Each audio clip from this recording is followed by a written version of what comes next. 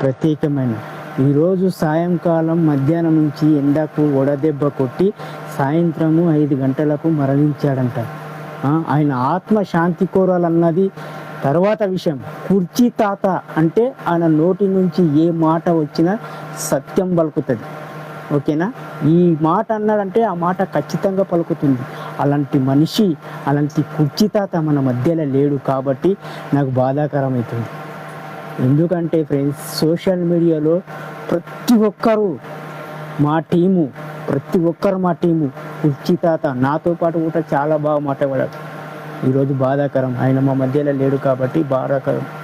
Okay, కుర్చీ తాత ఎక్కడ ఆత్మ ఉన్నా, ఏ లోకంలో ఉన్నా అతని ఆత్మ శాంతి ప్రతి ఒక్కరు కోరాలని మనసు పూర్తిగా కోరుకుంటూ మీ యుశేఖర్ కొడంగల్.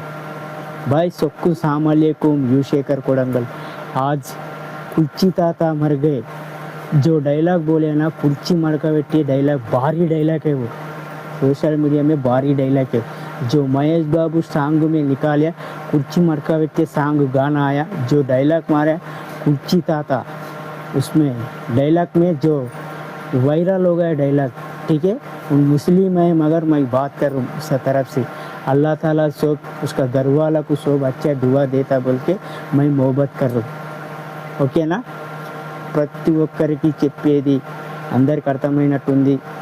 కుర్చీ తాత మన మధ్యలో లేడు కాబట్టి 10 నిమిషాలు ఆయన గురించి మౌనవ్రతం పాటిస్తాం. I miss you, I miss you, I miss you, I miss you, I miss you, I miss you, I miss you, I miss you. కుర్చీ తాత, I miss you, I miss you, I miss you, I miss you.